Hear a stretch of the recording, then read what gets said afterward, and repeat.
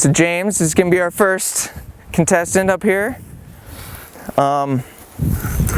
Generally you try to stand to the side and not in front of the entrance. If they're going in and out, which they are doing already, they don't like something in the way of their home. If you're to the side, they don't really notice you as much. So even if you just stand in front of the hive like this and get your face down low, after a while they're going to start bumping into you, and if it's a strong hive, they're going to start attacking you. So stand off to the side or the back, whichever. Just try to minimize your time in front of the hive. Once you get it opened, you're kind of, in the hive, and they're going to get angry and upset anyway. But that's where the smoke comes in. So James, I'm going to show you how I open a hive. I'm going to ask you to give them 1, 2, 3 puffs of smoke just on the top bars and the bottom bars, and then I'm going to set it down and have you do it. So we can just take off the lid, but on a usual inspection I do, because I'm moving fast and taking off the lid doesn't tell me a whole lot, an inspection from the underneath the top box is a better way to find out what's going on, because I can see what's going on in here from below and I can see what's going on here from above. So what I do is I go in with my little hive tool, work it in gently, I crack it apart till the point it comes free, then I lift it up, and then I wiggle it a little to slide it over, and then I tip it back. Should be giving them some smoke? Yeah, give them a couple puffs. You can give them more. And with the wind, sometimes it's hard to smoke them. Don't be afraid. Give them, puff it hard. You're smoking a cigar. And you can kind of just smoke where they haven't gone down. If you give them enough smoke, they'll go off the top bars, and you can see the top bars pretty well. And same thing with the bottom bars. You get them off the bottom bars. They probably have enough smoke up here. You could probably give them more down here. There's more bees down here than up here, because they're moving up.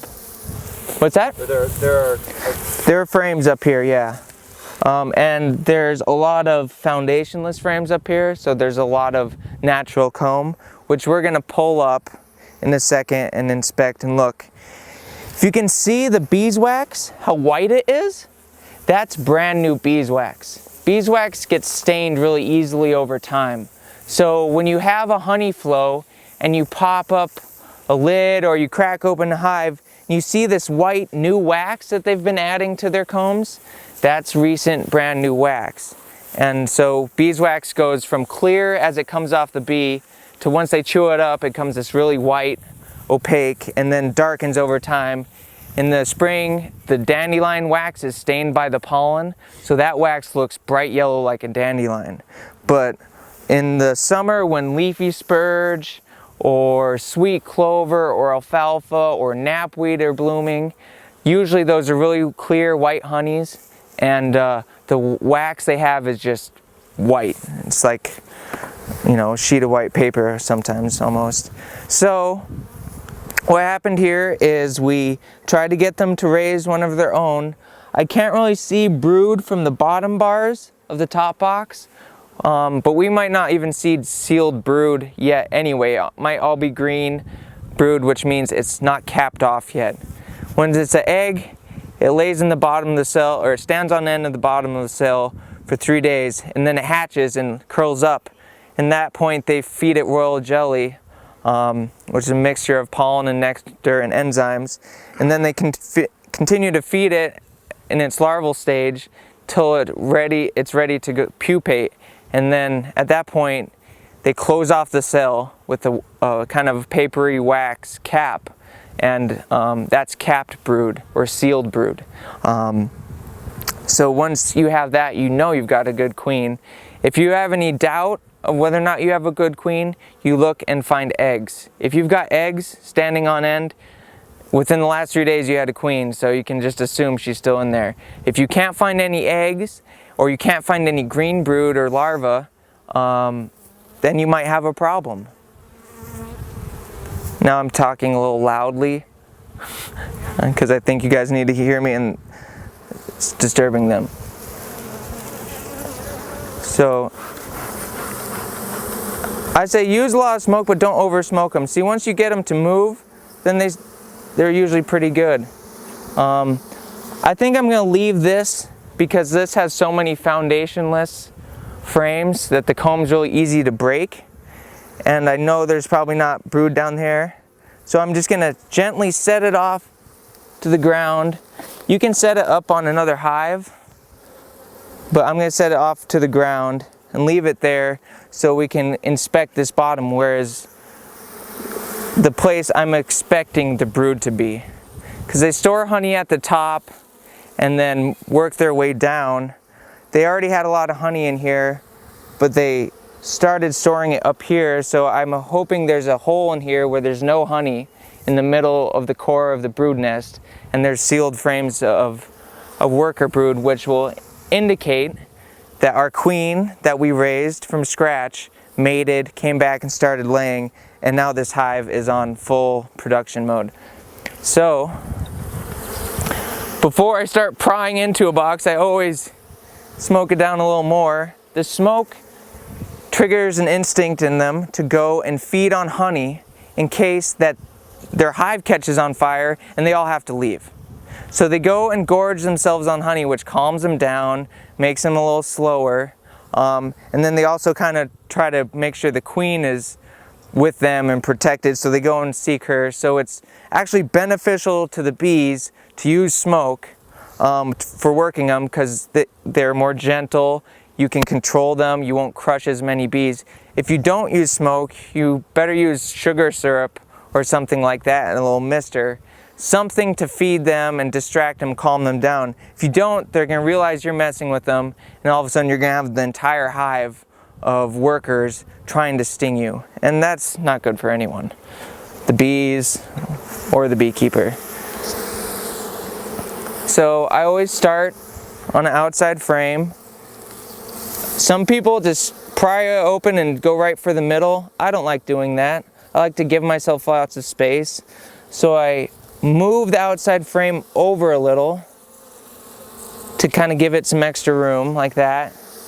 And then I pop it back a hair, and then it's got the most room, so I'm not rolling a bunch of bees when I pull it out. These little brace combs, they'll actually roll bees, and they'll roll a queen if she happens to be on the outside. So I'll oftentimes cut those down or move them to just make sure I'm not killing a bunch of bees when I pull up. And that's the same, you can do the same thing on these brace combs between the top bars.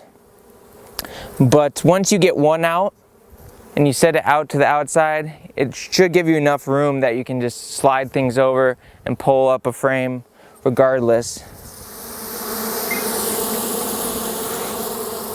So I like this little J-hook hive. It helps me get that first corner up really easily. And I take my time, try not to crush any bees. They can actually smell when they sting you. When another bee has stung you, they can smell the venom and then they know where to sting. So if you don't get stung. This, because it's an outside frame, is full of honey and actually has a lot of pollen stored in it as well. I'm going to hand this to you, and you can kind of feel, that's not a full frame. There's probably 3, maybe 4 pounds in it of honey, but it's got good weight. It's not light, but it's not super sealed with honey and super heavy. But you can feel that's a good amount of honey. That frame will keep this hive alive for a couple days. If they've got lots of those frames, you assume the hive is good. And yeah, the people with the veils and stuff, you can pass the frame around and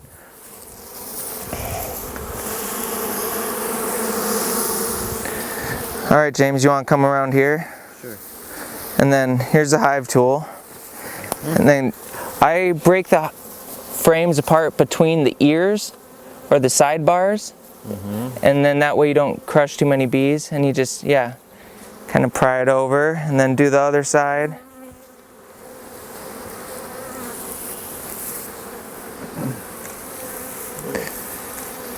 Okay. And then you can set that down or just put it in your pocket or whatever. And then yeah, then grab the frame by the ears and slowly pull it up. Make sure you got a good grip on it. You don't want to drop a frame. There you go. And then you pull it up. And then kind of look at it, see what's in it. It's probably mostly honey and pollen because it's on the outside. And which it is, you kind of get the feeling of how heavy it is. Yeah. I would set it back down and slide it over all the way to the outside, and then you can inspect the next frame. Yeah, slide it to the outside, then you've got room to pry the other frame over and give yourself more room to pick it up. And then try to pull it straight up and down, and so you don't hit the other frames. And you know, it takes a while to perfect that. And if you want to use a little more smoke, you can. They're not too bad right now. Gorgeous. Yeah. Do they create these little pathways in the bottom for themselves? Oh, those are naturally put in the foundation, but yeah, people like having those in there so the bees can crawl to the other side really easily. Some people put them at the top. Some people will put a hole right in the side of the frame. I don't really do that. But yeah, that's part of the reasoning.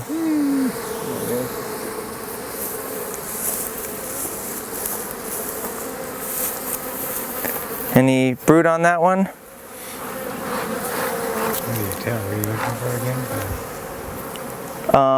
You can see the larva in the center. Alright, now they're getting angry.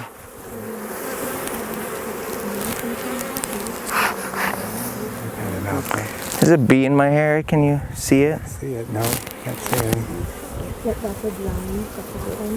Hey Shannon, I've got a bee in my hair. Yeah, if you don't have a veil on, you might want to stand back a hair. Somewhere in here. Okay, just hang on. Right in here. I can hear it. Can't you hear it? Yep, I can hear it. There.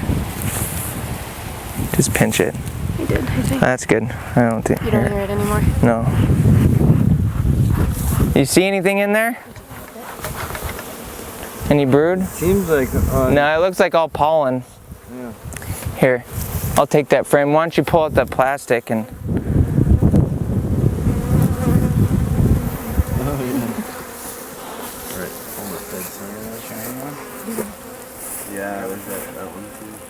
You can see the pollen in the frame and sealed honey capped off on the outside, right under there. So they store honey like this and then pollen kind of underneath it. And that's just a general pattern.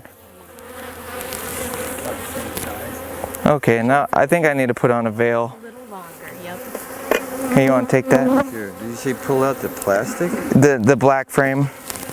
Do you start bringing This one. Oh, sweet. That will help. real good than that.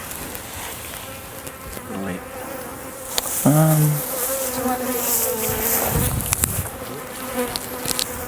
They're all over me. Are you gonna wear that veil? Yeah.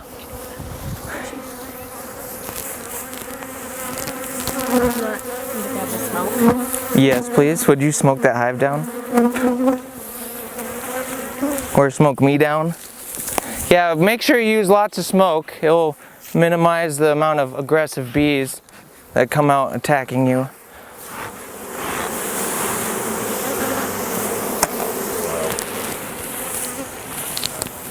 We're just trying to find brood. Any brood on that one? Might be hard to find. It might be so full of... It's really dark. So many... Oh yeah, see all the larvae in there? There's a bunch of brood on that.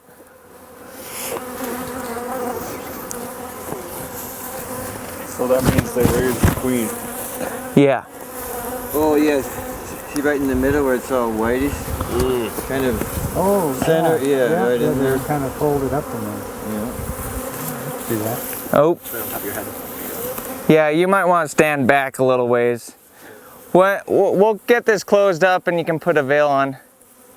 Should I get you to Does anyone else brush want to wear those Here, would you guys off, or- smoke them down? Huh? These guys on the edge here.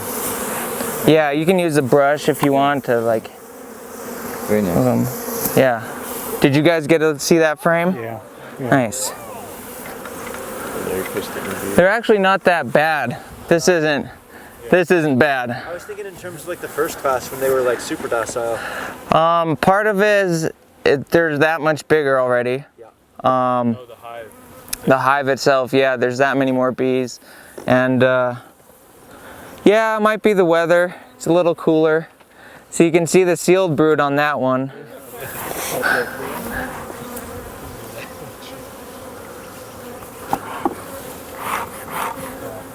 So this capped off stuff in the middle, the cells that are capped off with this brownish papery cap that makes little circles around each cell, that's sealed worker brood, meaning young female bees that are going through their metamorphosis under there, and they'll hatch and emerge a baby bee after being a larva at first. So that's what we call sealed brood or flat brood.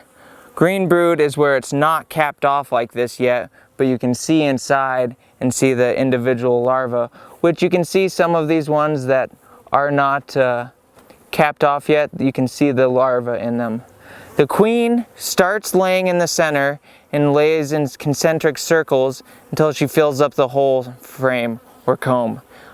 So a queen that's good will have a good pattern, or not many open holes like this. It'll be really what we call a tight pattern.